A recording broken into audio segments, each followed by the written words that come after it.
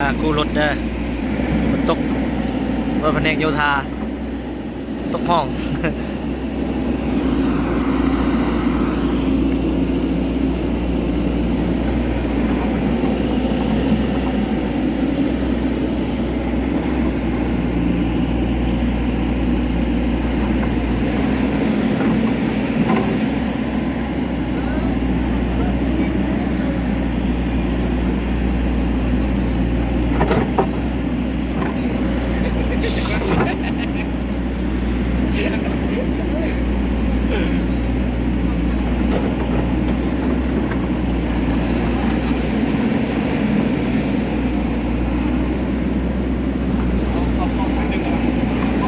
ก็สิบวงเอามันยกได้ดิ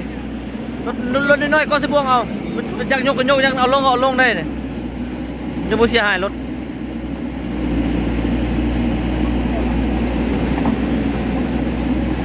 อะไรเยอะ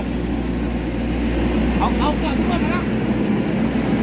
ไม่อยู่เลยตัวนี้เป็นอะไร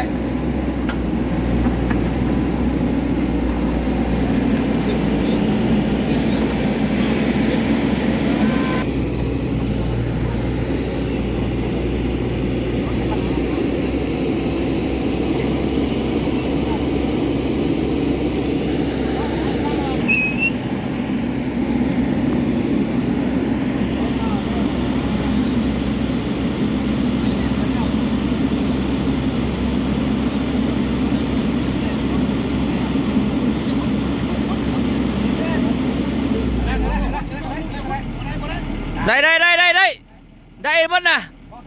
งามบวง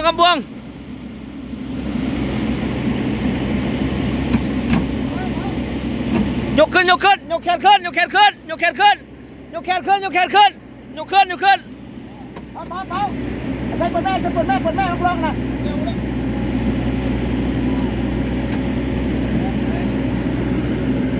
ย่างไปแม่รถนะเยอะย่างไปแล้วตั้มแขนลงมานึ่งเอาแขนลงมานึ่งเอาแขนลงมานึ่งเอาแขนลงมานึ่งเยอะโอ้ใส่ดึงเนี่ย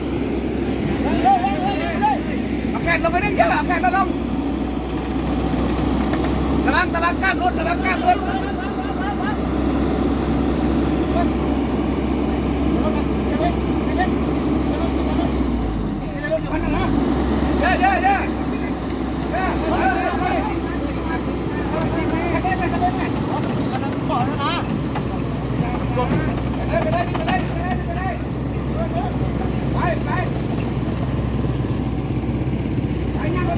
ถอยยาวเมื่อรถนะ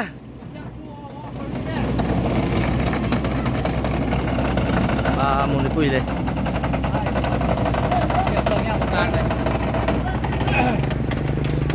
เร็วเอามาหินมาใส่ก้านไว้